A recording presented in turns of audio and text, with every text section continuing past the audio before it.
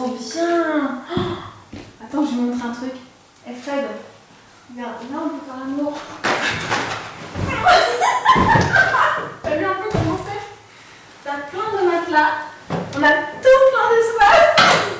La folle.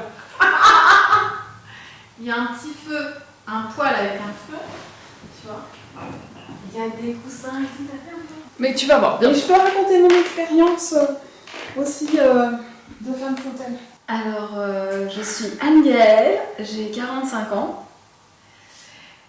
Et merci Viviane de m'interviewer. Magnifique. Est-ce que tu peux raconter une anecdote de ta vie sexuelle?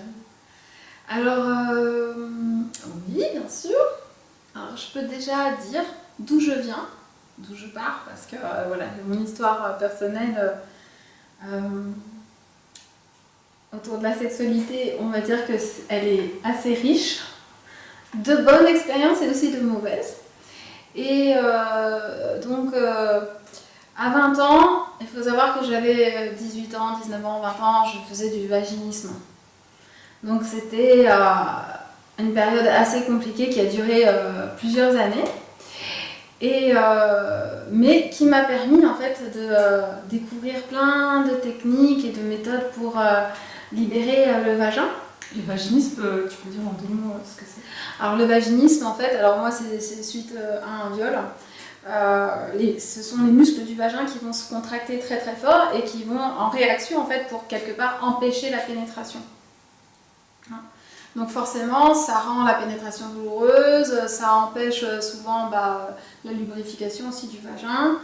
Et puis moi, en fait, c'est une période qui a duré quand même vraiment très longtemps, enfin pour moi très très longtemps, hein, presque 7 ans, de mes 18 ans jusqu'à mes 25 ans, où, alors ça n'a pas été le même degré, mais où j'avais des douleurs à chaque rapport, et j'avais pas de plaisir, et pas de désir non plus en fait. Tout ça, ça m'avait vraiment coupé. Bon, ça c'est le côté négatif. Et avant ce viol, c'est Avant possible d'avoir des rapports avec pénétration? Ah oui, oui, j'avais pas de problème, mais bon, après, j'ai pas eu, avant 18 ans, j'ai pas eu 36 rapports sexuels. Hein. Donc voilà. Donc je vais plutôt parler de après, parce qu'une fois que j'ai entrepris l'ostéopathie pelvienne qui m'a permis de libérer vraiment toutes les tensions que j'avais au niveau du vagin. C'est quoi l'ostéopathie pelvienne? Alors en fait c'est une technique donc manuelle, hein, où on va venir libérer des tissus mais directement au niveau du périnée et où on va libérer en fait les mémoires traumatiques, hein, en lien avec toute la sphère du périnée et gynécologique. Voilà, donc ça moi c'était en 2005, 2006, 2007. J'ai travaillé tous les mois sur mon périnée avec ces techniques manuelles très douces. Et puis après, j'ai fait aussi un travail sur moi, mais ça a vraiment été un avant. Il y a eu un avant et un après. C'est-à-dire qu'après la première séance, quand je me suis remise debout, en fait, j'ai senti mon sexe et mes jambes comme je les avais presque jamais senties depuis des années. Donc ça a été vraiment énorme. J'ai tout de suite senti une ouverture au niveau de mon bassin. Et en fait, plus le temps, plus j'ai eu de consultations, en fait, hein, j'ai suivi des soins comme ça régulièrement tous les mois pendant presque 2 ans, en fait. Et plus les tensions relâchaient, plus j'avais de sensations dans mon vagin, plus j'avais de plaisir aussi qui revenait au fur et à mesure. Donc là, j'ai vraiment pu me reconnecter à mes sensations dans mon bassin, déjà des sensations agréables, et puis ensuite jusqu'au plaisir et jusqu'à une libido que j'ai retrouvée complètement, je dirais, normale. Après, s'il y a une normalité, il n'y a pas de normalité, mais voilà, en tout cas, moi, c'était revenu à ma norme, avec la vitalité que j'ai et mon feu. Et une des dernières expériences, enfin voilà, on va dire relativement récente de cette année, j'étais avec un partenaire, avec mon partenaire, et on faisait l'amour, et à un moment donné, alors j'ai eu une vague qui est montée, et puis le vagin qui irradie tout mon corps. Et là, tout d'un coup, j'entends floc, floc. Et en fait, eh ben, il y a eu, comment dire, une expérience de femme fontaine, qu'on appelle une femme fontaine. Donc j'ai eu plein de liquide, voilà, qui est sorti. Voilà. Et donc c'était une expérience originale parce que je m'y attendais pas du tout. Pour moi, en tout cas, c'était l'expérience en elle-même, elle était, c'était toujours très agréable de faire l'amour avec mon ami.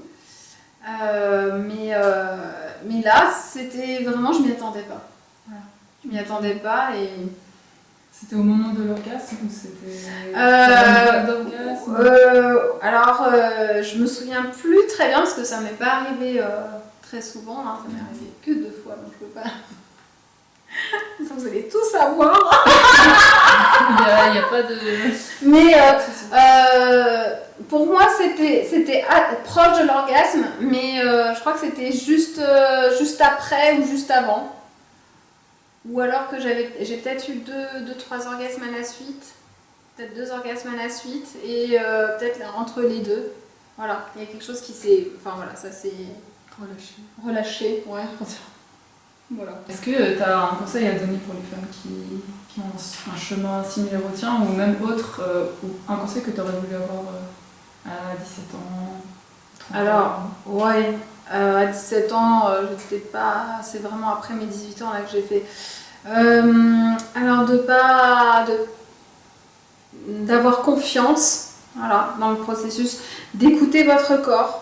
Que s'il y a un vaginisme ou s'il y a des douleurs ou des tensions au niveau du vagin, c'est que c'est votre corps qui vous parle. Donc plus on va être à l'écoute, plus on va aussi avec différentes de la thérapie, vraiment aussi, je trouve, au niveau des tissus du vagin et au niveau du périnée, libérer ces adhérences qui sont en lien avec des mémoires souvent, libérer ces adhérences, libérer les tensions musculaires qu'il y a à ce niveau-là, et plus en fait les sensations vont revenir. Voilà. Donc d'avoir confiance en son corps. Et après, moi, le tantra m'a aussi beaucoup aidé. Voilà. Là aussi, il y a tellement il y a tellement d'orgasmes différents, chaque femme a un sexe différent. En fait, c'est vraiment, plus on va apprendre à se connaître aussi, plus on va s'accepter, accepter le corps qu'on a, accepter la yoni, le vagin, il y a plein de vagins différents, plein de vulves différentes.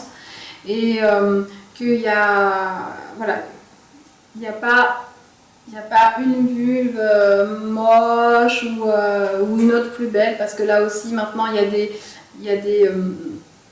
y a aussi des. Oh, je suis fatiguée. Alors, au niveau de l'esthétique, en tout cas, maintenant il y en a qui ont des idées sur comment doit être une vulve, et que en fait, tout ça, il faut vraiment se déconditionner de ça, se libérer de ça, parce que toutes les vulves sont belles. J'aime bien cette accroche. N'est-ce pas ?